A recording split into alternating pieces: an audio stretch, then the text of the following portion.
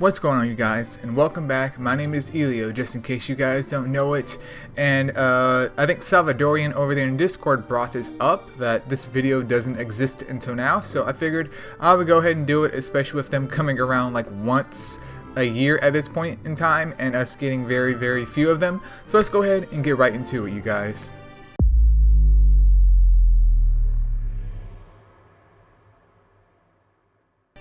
Alright, so for the Venus review, we're going to start off here with the light one and then the dark, and then we can do our little discussion right after. But anyways, light Venus is the tank type. She's coming in with 37k HP, 1.9k attack, and then 2.5k defense. She's a tank, so she needs plenty of HP and preferably decent defense. And she has both of those. Attack doesn't really matter, because why would you build her with attack? After we take a look at her skills real quick, which is... for her 3-star skill, she has Adrenaline, which gives her a 100% chance to restore 20% of her own HP, which is great for self-sustaining. So regardless of the amount of HP that she has, either if it's 37k or it's 120k, she's going to recover 20% of that. So if she's not being out-damaged, which she will be, like the damage brought onto her will not make up for the fact for this 20% adrenaline. There is some self-sustain probabilities there, but not much. And then her shield is HP based for 3 turns, which is really good if you need an HP based shield. I'm not sure if she has skill books or not. She should. Yeah, okay, she does have skill books. So adrenaline goes to 25%, and then she gets a 25% recovery up boost to her shield, her HP shield, but obviously no increase of HP. But as to how you would build her, triple HP, adrenaline scales off her HP, and not only that, but her shield scales off her HP. So it's a no-brainer right here. Now, in terms of uses of where you could use your Venus at, she is usable in some PvE content if you needed a shielder for whatever reason. Like, I'm not super duper far in the Elemental Tower of Chaos, so I'm not sure she's needed. Possibly not, but there's other mons that are a lot freer to get, and they don't cost as much money or just investment in general to get. For a while, she was being used in PvP or clan versus clan, which can work sometimes and just really doesn't work most of the time. Like I could have sworn like a year ago there's like a whole Venus, like well, at least the light Venus surge. Maybe this was 2 years back, but a whole bunch of dudes were busting out light Venuses in PvP, and I'm just like, bro, why? Why? Yeah, she has a shield, and the shield is it's decent. It's nothing like revolutionary, but it's like, I'm just gonna CC her and she can't get her shield off, so she's basically just a waste. So it is what it is. But in terms of overall uses, like, do I use my light Venus, for example, anymore at this point in time? No, like, I can honestly see, like, if you didn't have like a Dark Cupid, if you wanted to bring her in something like dragons or possibly the higher level golems, but we have so many other mons that you can pull that can do a similar job as to that, or if not, you could just run like a DPS composition. So I'm not a big fan of light Venus. Like, she does work. I do have her obviously at Evo 3 prior to this event. It's just that as time has went on, I just kind of let her go because I got other things to replace her that are much more niche, but a lot more efficient at what they do. And then moving on here, we have Dark Venus, who is a defender type. She's coming in with 27k HP, 2.1k attack, and then 3.1k defense.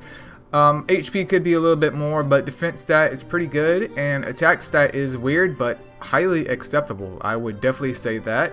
But, I mean, those are her stats. She is a Nat 4 just like the other Venuses, and there are only the light and dark versions of those. But she comes in with her 3-star skill, attack down 80% chance for 2 turns, which is pretty good, and then attack up for 3 turns. Now, when you read this, you should automatically think Titans, because this is cream of the crop. Like, this is where she excels at.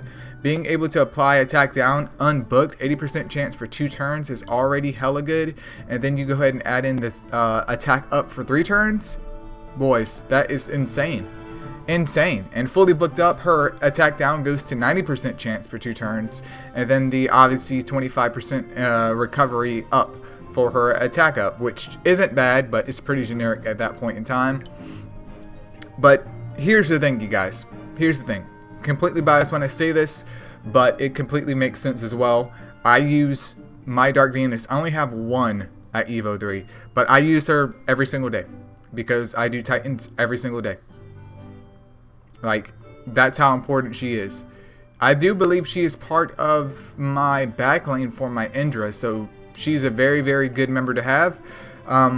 Her counterpart to this is Light Baby Shark, but obviously it's light. But having, number one, a light or dark healer mon is super duper useful for whatever that you're doing, because she won't be at a disadvantage because of her element like the RGBs are constantly. So she can be very beneficial with that. In terms of the Elemental Tower of Chaos, I can't really tell you if she's useful or not, because once again, I'm on like floor 10 or 15 right now. Slowly getting up there. I just sometimes forget or just don't feel like doing it. But if you guys really want to know, I would say 100% if you had to pick one of these two, that you should go for Dark Venus. Especially if you're interested in Titans, Dark Venus hands down. Now, from what I understand though, with Dark Venus, is that we can get a maximum of 4 of the Venus. So we can get these 2 girls right here, 1 of each right there, and then also from the fusion we can gather 2 more, which leaves us with 4 Venuses, 2 light and dark, and well, 2 light and 2 dark, and then either gleams. You can either do gleams for her, which World Boss does have the super gleams, which honestly, after I've done the super gleams for my Sonic and not Sonic and Shadow, but for my Silver and Shadow, I don't recommend, because it was a very, very, very long process. So I don't recommend that. I would just take the Holy Gleams and get it done in 4 months, because that one super gleam might take you 2 or 3 months depending on your World Boss situation, and then you still have 2 more to go. But if you want to go that route and get both of those, light and dark, to Evo 3 for maybe like the Astro Guide, have at it. If not, you can go over here and donate, which you get 1 light or dark Venus for $27 at least USD. One. I'm not saying don't support the game, because you should support the game. Do I think this is a little bit too costly? Absolutely. Absolutely. So here's the scenario. If you want a light or dark Venus, which I will tell you right now, just go for Dark Venus. If you really want a shielder, pull a Dark Cupid, pick Dark Cupid when he comes back around for the light and dark selection card. Get lucky from a high and light dark egg, whatever. You can always use another HP shielder in the game to do whatever content that you want to do. But in terms of like light and dark attack down and attack up mons, the only 2 that come to my mind is Light Baby Shark, which is an exotic. He may come around this year, he may not, and Dark Venus.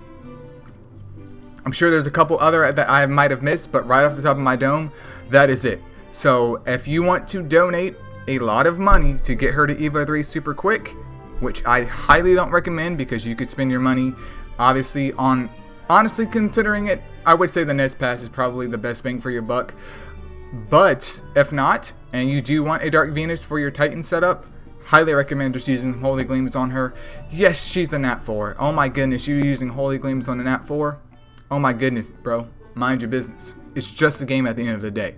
But if you want an Evo 3 Dark Venus, like if I had extra Holy Gleams, because I have all of these other mods that I'm dumping my Holy Gleams into it at this point in time, I would definitely Evo 3 another Dark Venus. Like, I'm collecting all of these right now, so when that time does come in the future, I can go ahead and Evo 3 another Dark Venus, because that's how valuable she is to me. And she isn't worth the, what is it? It's 27 USD, and we get 4.